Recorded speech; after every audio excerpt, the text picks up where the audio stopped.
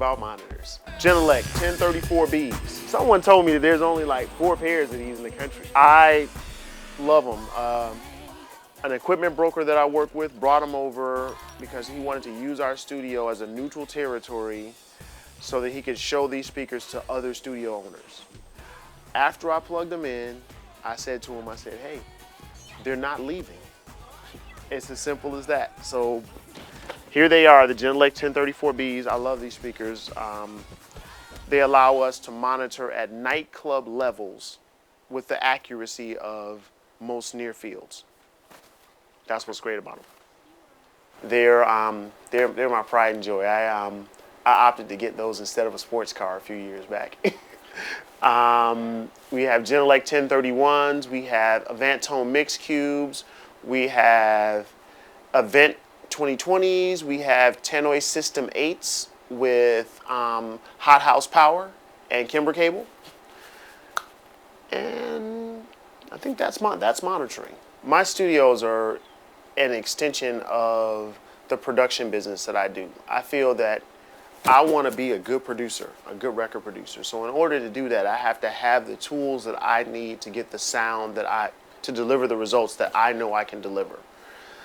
I got tired of going from studio to studio because at a point when sometimes I would come to the studio and I would have more equipment in the studio. I would bring more equipment to the studio than the studio had. Waldorf. We have the Pulse and the Microwave. Below that we have a Kawai K5, which is a very interesting glassy sounding synth. I kept that because it has a very unique timbre. Different than a D50, a little more transparent. And then the JP80 for those tweaker raver boys who still want to get off that way. We have a Virus B. And last but not least, there's a Korg EX800. Early house music bassline synth. I love it. I want to say in 92 or 93, I bought a Soundcraft TS12 and an Otari MX80 tape machine so that I wouldn't have to track at a studio anymore. I could do all of my synthesizer work and drum programming and stuff like that at home, track everything to the 24-track to a 2-inch machine through the Soundcraft, and then take the tape to a studio to do vocals and mix. After a while, I said, hey, you know what, this is working out okay, and I'm saving a little bit of money. So I took some of that money that I was saving and reinvested, and I bought some outboard gear. So I could do a lot of mixing in most cases at home. After a while, I bought automation for the Soundcraft.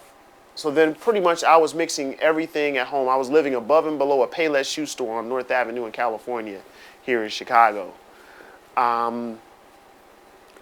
From there, when we moved out of there, we moved into a building on Hubbard and Levitt, which we ended up selling before we even finished construction.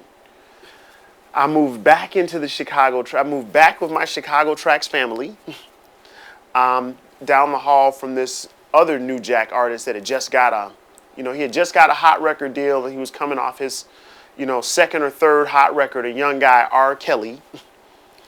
And we were kind of neighbors for 8 or 9 years. I learned a lot from him about songwriting and production and stuff like that. And those are really good times in the Chicago Tracks recording complex with the guys at Tracks, Al Jorgensen from Ministry, R. Kelly over here in this corner. And I mean, it was just an amazing time. I asked Robert, I said, so man, now that we're close, now that the studios, they're gonna tear the building down effectively, what are you gonna do? Where are you gonna record? And Rob said, I'm gonna record in my house. I think I'm gonna build studios underneath my house in the basement. I said, wow, I can't really fit studios in my basement.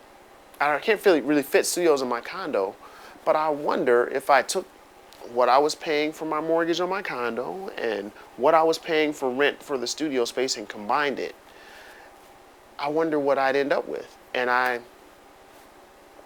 ended up with this tool and die factory on a residential street that I now live in and house our studio.